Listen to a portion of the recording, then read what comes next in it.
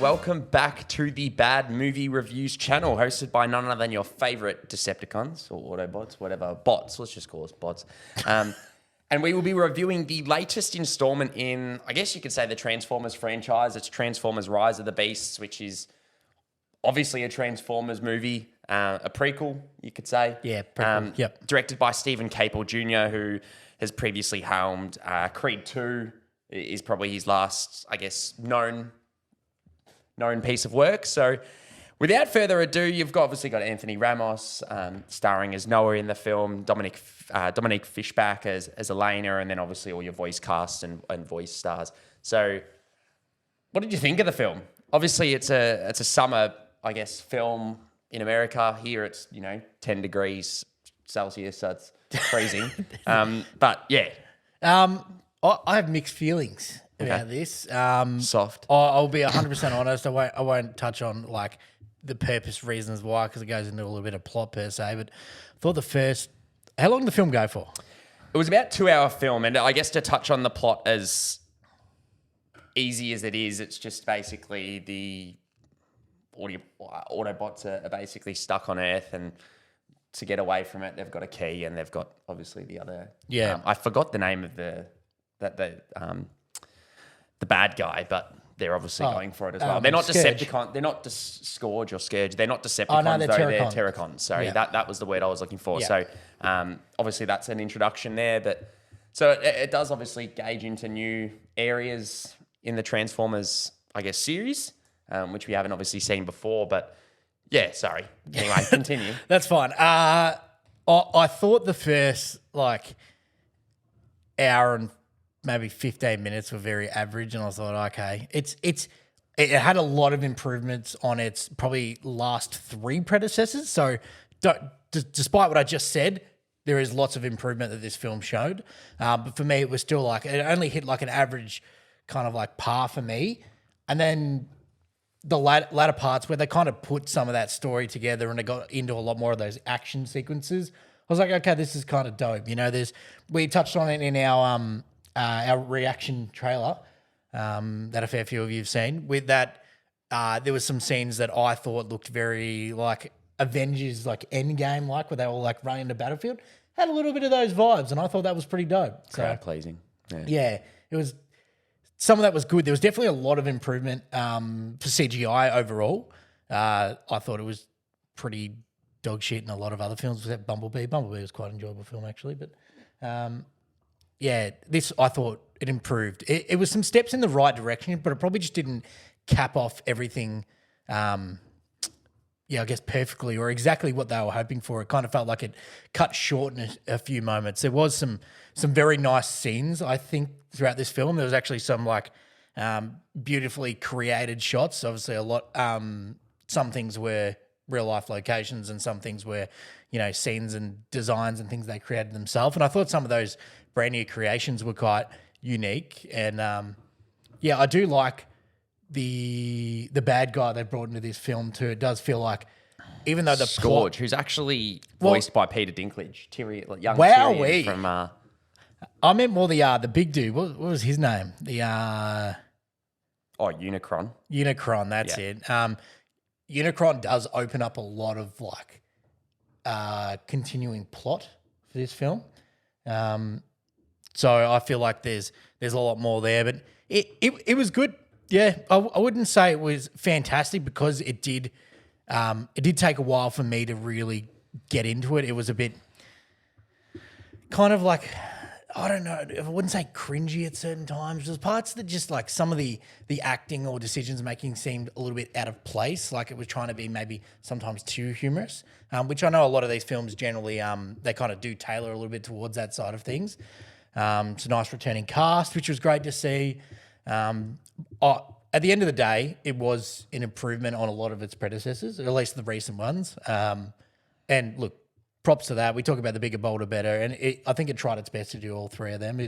This was an enjoyable film for me. Not absolutely fantastic, but quite an enjoyable film. I think lots of people will enjoy this film, and lots of kids also would go to it and probably enjoy the film too. So, they were my over thoughts. I didn't even touch on really any of the acting. Oh God, acting. Yeah, it was all right. I think the voice acting was probably a lot better than the actual acting itself. Anthony Ramos, he had some good moments, but I think the script itself, or maybe the plot, maybe a combination of both, didn't complement maybe his acting ability perfectly for myself. That is obviously my interpretation there. And the sound design was pretty good, but nothing like extraordinary. But it was nice not to see unnecessary explosions like we normally get from a Michael Bay film previously. So it was nice to have, more warranted explosions per se. But yeah, look, that were my overall thoughts. I feel like I might be still processing some things, and some things will come up after. But what did you think of the film overall? I'm in a pretty similar boat, but actually also the complete opposite. I actually thought the film was really strong in the first half. I did enjoy it, and I thought it was a decent popcorn flick. It obviously has your action. It's directed by a very capable director in Stephen Capel Jr., which it kind of shows in the action scenes at times, whether he's learnt it from Creed. Not necessarily like one takes, but it was just, you could really focus and see obviously what's happening. It wasn't similar to the last few Michael Bay films where it was just choppy and cut heavily, where it was kind of hard to take everything in. Like there's that famous scene where Anthony Hopkins explodes in The Last Night, but it's like 7 different cuts of the same scene over and over again. So it had a lot of action scenes in the fact that you could take everything in. But I thought the film started off really strongly, and I thought, personally, I actually think Bumblebee is my favourite Transformers film. That was great. I love the first. I really do love the first Transformers film. I thought the second's still decent, and then it kind of really goes downhill from there. But what really worked for me is the heart and the performance. It felt really humble, down to earth towards the start, and it gave me very much Transformers 1 vibes, where it felt very tight and sort of held together. I agree. Yeah. And then towards the end, where a lot of people will get more invested and you have your popcorn action flicks, I thought it really took away. I thought the plot kind of didn't necessarily start to unravel. Just a lot of things happened where I was like, this is just like a crowd-pleasing moment. And I was pleased. Like it was cool, but I was like, what really felt strong to me, similar to the Bumblebee film, the Bumblebee film's just really tired. It's about the connection between Haley Steinfeld's character and B, obviously, and that's where it really develops. Whereas this film kind of felt a little bit choppy, I think, coming down to the screenplay, purely because you have time to grow with Anthony Ramos's character, who I thought he was really good in the film. I think he's a fantastic actor. He's been in The Heights. He's obviously in Hamilton, the musical as well, like the Disney Plus version originally, but the Disney Plus version on there to watch. And I think he's definitely got the chops, and I thought he was good, but he didn't necessarily get given enough time to shine because it was very choppy. And then you also introduced Elena, who I thought she was still good, but introducing these 2 main characters and then having it cut in with introducing all the primals, and then it just felt like they were trying to push a lot. And I don't know whether they've potentially had a 3-hour-long film on the cutting room floor, which might have felt a little bit better paced, but I just felt like it was a little bit choppy in that aspect. And I know, I think Michael Bay is a very fantastic filmmaker and he's extremely competent, but one thing I actually got to give his films pro for, which I felt this film didn't, is it doesn't have the weight behind specifically the Transformers. When you're watching like the Transformers films directed by Michael Bay, and even Travis Knight kind of did it with Bumblebee, is the scale of the Transformers. You really feel that in the sound design, the weight, and the way the camera angles work. That's a good point. The way the camera angles work. We're talking, there's a lot of camera shots here where it was bird's eye view, almost like a drone tracking shot where you're looking down on the Transformers and the people, and it looked really weird in my opinion. Agreed. And some of the CGI didn't look fully polished or finished especially towards the end. But overall, I think it's an enjoyable film. I thought the voice cast was great. I actually got to give real big props to Pete Davidson, who played Mirage. I thought he was actually really good. He brought the comedic moments and he actually brought heart to that character, which all these films have kind of had from the original. They've all been relatively amusing, but he really brought that here. But I just felt, in terms of my cons, I just felt it really came down to the script and the screenplay and the way the story unfolded. it just got a little bit choppy towards the end, and some of the CGI, they've got a longer film, as I said, on the floor, doesn't necessarily make it better. I just feel like the actors didn't have time to shine. And A few things felt like they were cut short, definitely.